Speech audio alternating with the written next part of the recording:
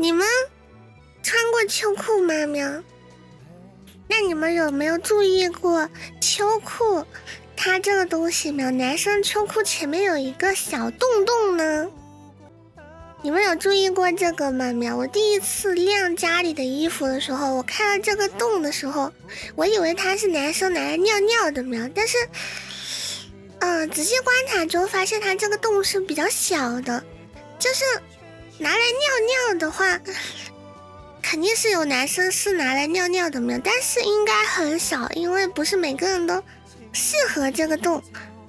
那么这个秋裤的洞洞，你们有想过它是做什么用的吗？喵？反正穿肯定是对身体不好的喵，因为我们男生和女生在身体构造上是很不一样的喵，所以男生的早上好喵，所以男生的蛋带它是要保持一个，就是男生蛋带一般都是凉凉的，这主要就是因为温度过高它就会比较危险，所以它这个地方是需要散热的，你反着穿的话不会散热，那你就很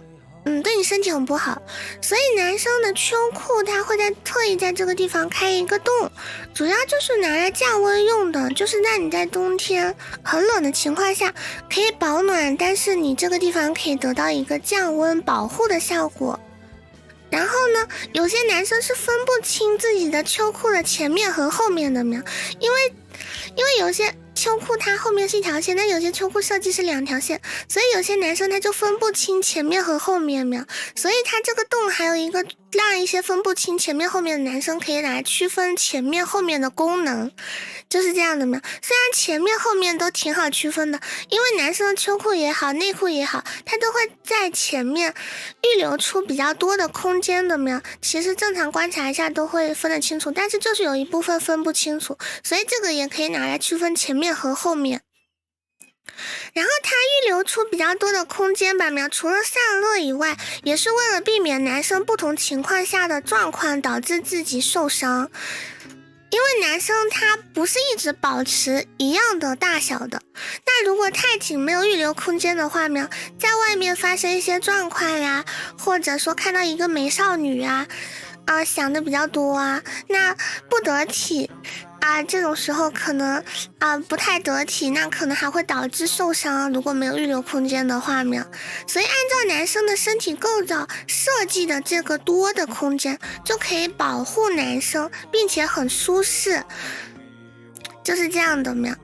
然后有一些秋裤，我不知道你们有没有注意过，就是有一些秋裤的缝合线它为了美观它会缝合在腿的内侧，那这个时候如果男生没有预留出多的空间的话，那这个缝合线